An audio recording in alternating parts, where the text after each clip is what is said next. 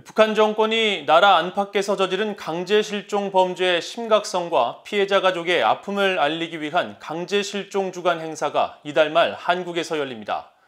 미국 정부와 유엔은 북한 당국의 강제 실종 범죄를 강력히 규탄하면서 책임자 처벌과 실종자 생사 확인의 중요성을 강조하고 있습니다. 첫 소식 김영권 기자가 보도합니다.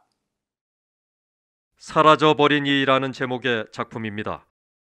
6.25 한국전쟁 중에 납북된 강제 실종자들의 한스러움을 표현해 지난해 공모전에서 상을 수상했습니다. 아시아의 민간단체들이 연대한 비자발적 실종 반대 아시아연합과 한국의 북한인권 시민연합이 북한 정권의 강제 실종 범죄를 알리기 위한 제2회 국제 강제 실종 주간 그림 공모전을 개최합니다.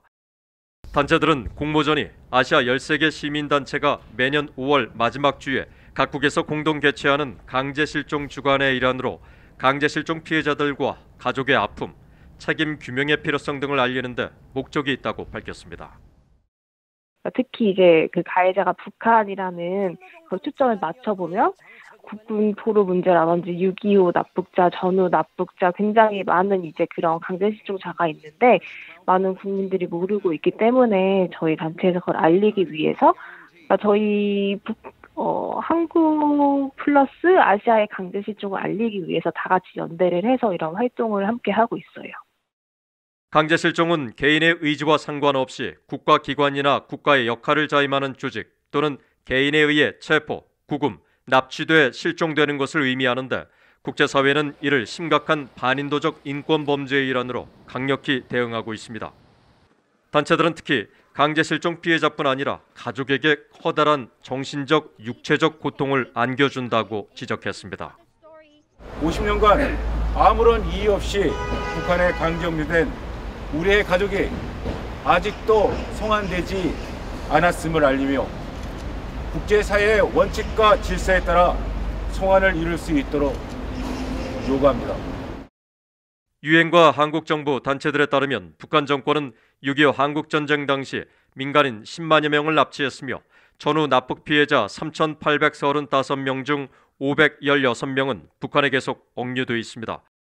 또 북한의 지상낙원 선전에 속아 북한으로 간 제1한인 북송사업 피해자 10만여 명과 수십 명에 달하는 일본인 등 외국인 납치 피해자, 그 밖에 북한 정권이 공포 정치의 수단으로 활용하는 정치범과 가족들도 강제 실종 피해자에 해당합니다. 유엔 강제 실종 실무그룹은 지난해 9월 유엔 인권이사회에 제출한 연례 보고서에서 북한 당국의 강제 실종 관련 정보를 요청한 혐의 소환이 316건에 달한다고 밝혔지만 북한 당국은 납치 사실을 전면 부인하고 있습니다. 미국 국무부는 앞서 BOA의 납북자 관련 논평 요청에 각국 정부들은 강제 실종의 종지부를 찍어야 한다며 강제 실종 관련자들에게 책임을 묻고 실종된 사람들의 생사를 밝히며 모든 사람의 인권과 근본적인 자유를 존중해야 한다고 강조한 바 있습니다. 단체들은 이번 그림 공모전이 북한 정권이 자행한 강제 실종 문제의 심각성, 강제 실종이 사라진 세상, 강제 실종 가해자에 대한 책임 규명 요청 등 3가지로 오는 23일까지 접수를 받아 강제 실종 주간에 수상자를 공개할 것이라고 밝혔습니다. BOA 뉴스 김영권입니다.